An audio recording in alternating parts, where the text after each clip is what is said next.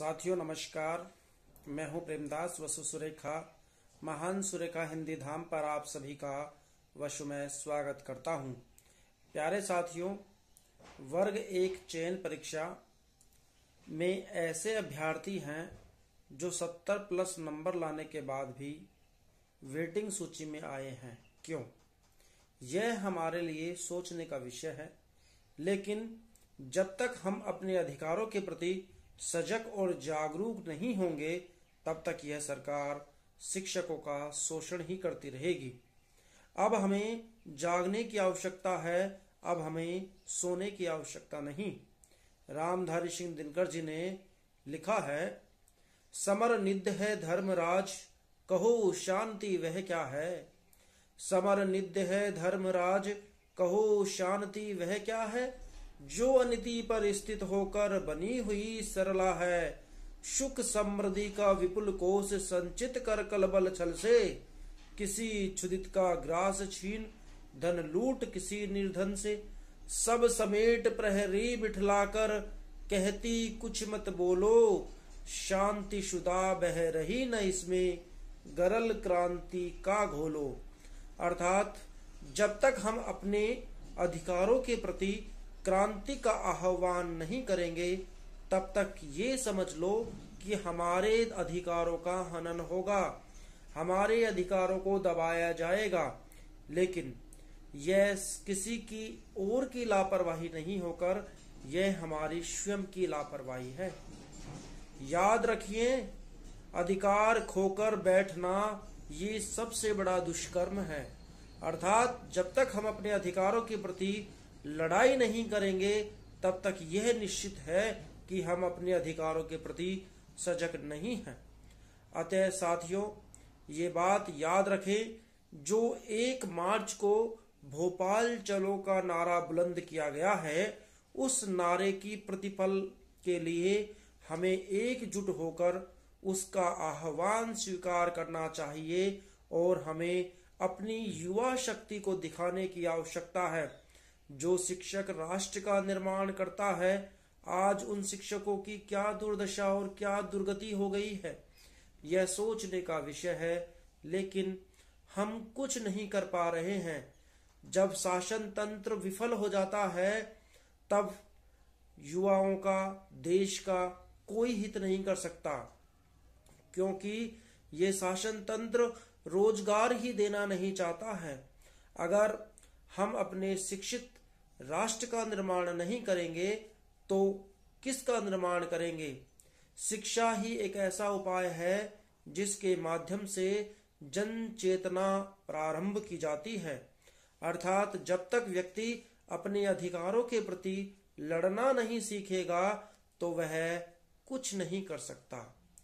इसलिए जो 1 मार्च का नारा बुलंद किया गया है, बेरोजगार शिक्षक संघ और नीयू के द्वारा, हमें उसके प्रतिफल के लिए सजग और जागरूक रहते हुए वहां पर प्रस्थान करना होगा।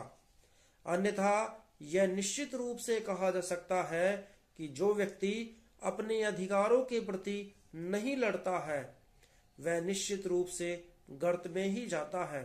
अतः सभी अभ्यर्थियों से विशेष आग्रह और अनुरोध है कि हमें अपने अधिकारों के पाने के लिए वहां जाना चाहिए। अन्यथा हम 70, 80, 75, 90 नंबर वाले भी वेटिंग लिस्ट में ही बने रहेंगे, क्योंकि यह सरकार रोजगार देना नहीं चाहती है। जो शिक्षक राष्ट्र में संचेतना उत्पन्न करता है, आज मध्य प्रदेश में उन शिक्षकों की क्या दुर्दशा और क्या दुर्गति हो गई है, यह किसी से छिपा हुआ नहीं है।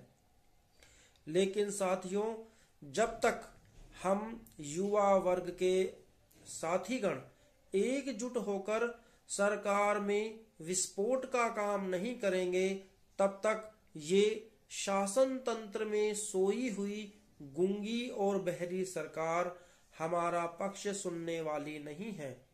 आज के जमाने में उसी की बात को सुना जाता है जिसके पास जनमत होता है। क्या होता है? जनमत होता है। आज हमें भी जनमत को इकट्ठा करने की आवश्यकता है।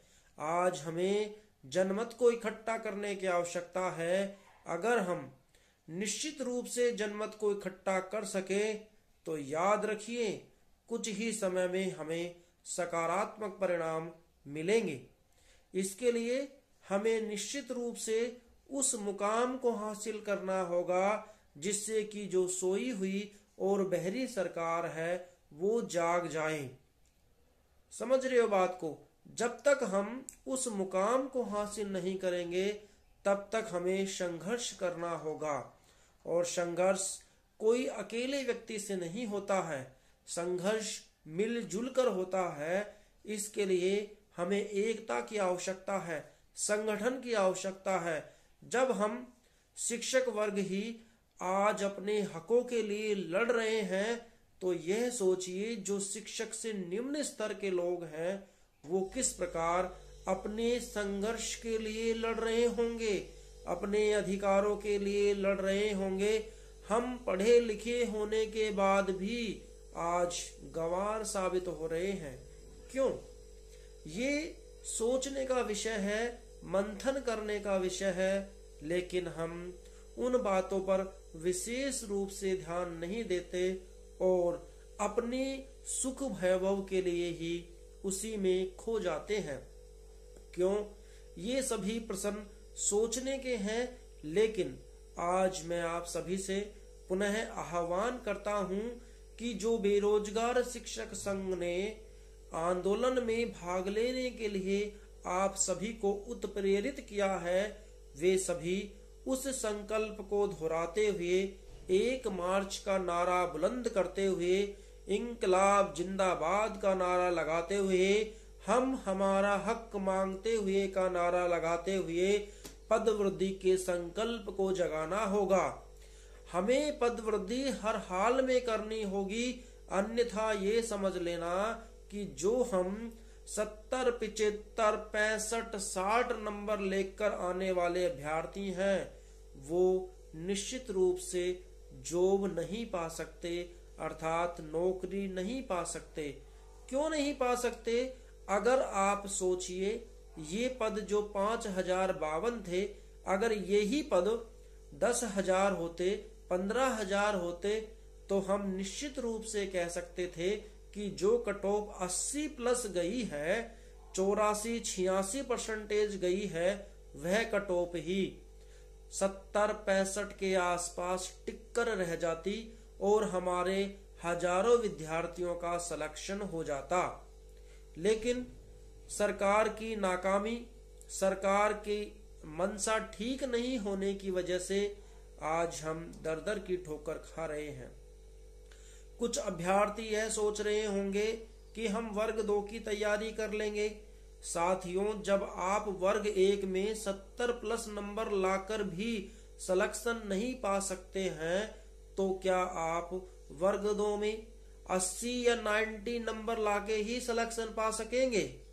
क्योंकि हमेशा याद रखिए कि पदों की संख्या अगर कम होगी तो मेरिट का स्वाभाविक है कि वो उत्तरोत्तर अधिक होगी। इसलिए अभ्यर्थियों, मेरा आपसे यही अनुरोध और विशेष आग्रह है कि जो 1 मार्च का नारा बुलंद किया गया है बेरोजगार शिक्षक संघ और एनयू के द्वारा, हमें उस संकल्प को दोहराते हुए पद वृद्धि के संकल्प को संकल्पित करने के लिए हमें 1 मार्च को भोपाल कूच करना ही होगा। अन्यथा हम निश्चित रूप से उस मुकाम को पाने में असमर्थ होंगे। जयशंकर प्रसाद जी ने लिखा है, हिमाद्रि तुंग श्रृंग से प्रबुद्ध कुद्ध स्वार्थी, हिमाद्रि तुंग श्रृंग से प्रबुद्ध शुद्ध भारती, स्वयं प्रभा सुमज्वला समुद्रता पुकारती। अर्थात हमें अपने हक के लिए जिस प्रकार समुद्र होता है वो संपूर्ण नदियों के जल को इकट्ठा कर लेता है, ठीक उसी प्रकार हमें भी बेरोजगार शिक्षक संघ के नेतृत्व में सभी शिक्षकों को आकर उस नारे को बुलंद करना होगा। अन्यथा यह निश्चित है कि हम अपने अधिकार को खो देंगे, और हम अपने अधिकार को अगर खो देंगे तो यह निश्चित है कि हम वह नौकरी भी प्राप्त न कर पाएंगे।